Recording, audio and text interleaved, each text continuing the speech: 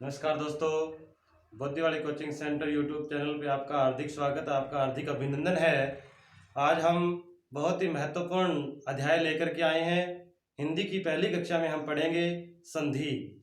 आज हम पहला टॉपिक लेके आए हैं संधि का।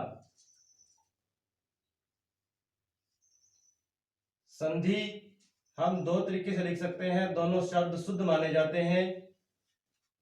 आप देखिए, संधि सबसे पहला प्रश्न यही आता है कि संधि होती क्या है।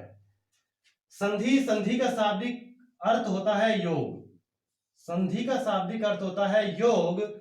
योग यानी कि जोड़ करना। दूसरा प्रश्न यही उठता है योग, लेकिन योग किसका? योग वर्णों का। योग किसका? योग करते हैं हम वर्णों का। तीसरा प्रश्न उठता है कि वर्ण क्या होता है।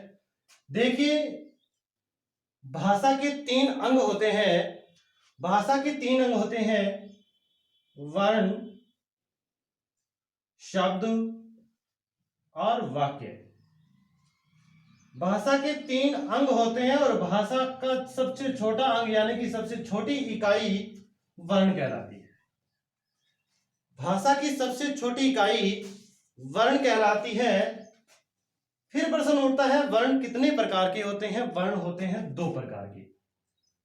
वर्ण होते हैं दो प्रकार के, एक होता है स्वर और एक होता है व्यंजन। बस संधि के लिए इतनी ही आवश्यकता है, यानी कि स्वर कितने 11 और व्यंजन कितने 33 यानी कि 33 होते हैं। अब देखिए, संधि के अंदर वर्णों का 6 प्रकार से योग होता है। स्वर का स्वर के साथ होता है, स्वर का व्यंजन के साथ होता है, व्यंजन का स्वर के साथ होता है, व्यंजन का व्यंजन के साथ योग होता है, और विसर्ग का स्वर के साथ योग होता है, और विसर्ग का व्यंजन के साथ योग होता है। जब स्वर का योग स्वर के साथ होता है तो वो संधि कहलाती है स्वर संधि। वो संधि कहलाती है स्वर संधि। जब स्वर का व्यंजन के साथ और व्यंजन का स्वर के साथ और व्यंजन का व्यंजन के साथ जब योग होता है तो वह संधि कहलाती है व्यंजन संधि। जब विसर्ग का स्वर और व्यंजन के साथ योग होता है तो वह संधि कहलाती है विसर्ग संधि। वो संधि कहलाती है विसर्ग संधि।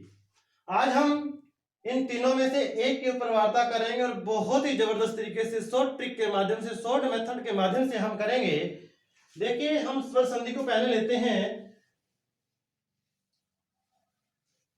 परिभाषा यहीं से बन जाती है, यानी कि स्वर के बाद यदि स्वर आ जाए, जब दोनों का योग हो जाए तो वह संधि कहलाती है स्वर संधि। दूसरा प्रश्न यही उठता है कि स्वर संधि के प्रकार कितने होते हैं। स्वर संधि के 8 प्रकार होते हैं, लेकिन मुख्य रूप से 5 प्रकार ही माने गए हैं। स्वर संधि के होते हैं 5 प्रकार। और 5 प्रकार कौन कौन से होते हैं देखिए, एक होता है दीर्घ स्वर संधि, दूसरा होता है गुण स्वर संधि, तीसरा होता है वृद्धि स्वर संधि, चौथा होता है यण स्वर संधि, और पांचवा होता है अयादि स्वर संधि। एक होता है प्रकृति भाव, एक होता है पूर्व रूप संधि, एक होता है पर रूप संधि, लेकिन वो हमारे एग्जाम के अंदर नहीं आएंगे। देखिए, दीर्घ संधि क्या होती है। दीर्घ का मतलब होता है बड़ा, यानी जब ह्रस्व या दीर्घ स्वर से परे ह्रस्व या दीर्घ स्वर आए, ह्रस्व या दीर्घ स्वर से परे ह्रस्व या दीर्घ स्वर आए तो दीर्घ स्वर बन जाता है। जैसे ए, आ से परे यदि ए आ जाए तो आ बन जाता है। यदि ई से परे ई आ जाए तो ई बन जाता है। ऊ से परे यदि ऊ आ जाए तो ऊ बन जाता है। ठीक है, देखिए देखते हैं इसका उदाहरण। देव प्लस आले, यहाँ वह के अंदर ए है, इधर आ है, दोनों मिलकर के आ बन जाएंगे और बन जाएगा हमारा देवाले। इसी प्रकार यहाँ है परी प्लस इक्षा, यहाँ छोटी ई है, आगे बड़ी ई है, दोनों मिलकर बन जाएंगी बड़ी ई, तो आ जाएगा परीक्षा। इसी प्रकार भानु उदय, छोटा हुआ है, उधर भी छोटा हुआ है, दोनों मिलकर बन जाएंगे दीर्घ उ यानी कि बड़ा उ, ये बन जाएगा भानुदय, ये बन जाएगा भानुदय। ये है हमारी, ये कौन सी संधि है, ये है दीर्घ स्वर संधि। ठीक है, अब हम बात करते हैं दूसरी संधि हमारी इंपॉर्टेंट संधि, गुण संधि।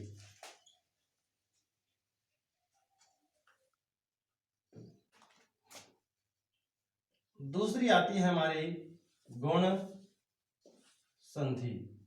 इसके नियम क्या कहते हैं देखना, यदि ए आ से परे, ए आ से परे यदि ई आ जाए तो गुण आदेश हो जाता है, यानी कि गुण आदेश का मतलब क्या होता है, ए बन जाता है।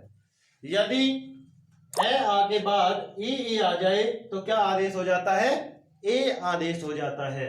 जैसे कि रमा प्लस ईस, यहाँ आ है, यहाँ आ है, उधर ई है, दोनों मिलकर के आदेश हो जाएंगे ए, और हमारा शब्द बन जाएगा रमेश। इसी प्रकार और उदाहरण हो सकते हैं, नरेंद्र परमेश्वर, यानी कि नर प्लस इंदर नरेंद्र, परम प्लस ईश्वर परमेश्वर।